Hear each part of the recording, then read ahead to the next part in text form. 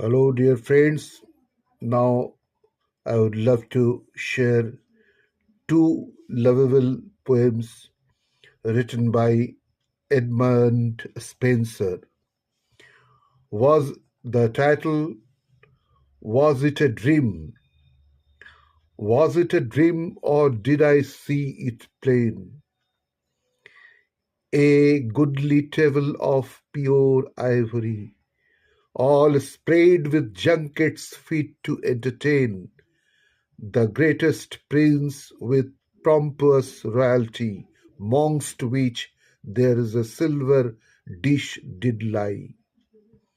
Two golden apples of unvalued price, far passing those which Hercules came by, or those which Atlanta did entice, exceeding sweet, yet void of sinful vice that many shot, yet none could ever taste sweet fruit of pleasure brought from paradise by love himself, and in his garden placed her breast that table was so richly spread.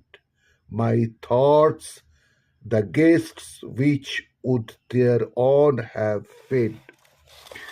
Next lovable small poem. The title is Amoretti LXV, written by Edmund Spenser. One day I wrote her name upon the strand, but came the waves and washed it away. Again I wrote it with a second hand, but came the tide and made my pains his prey. Vain man, said she, that dost in vain assery a mortal thing so to immortalize, for I myself shall like to this decay.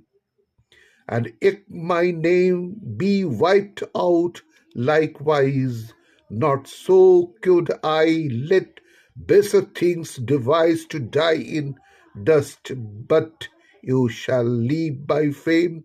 My verse your virtues rare shall enternize, and it is eaten, and whereas when the death shall all the world subdue, our love shall live and later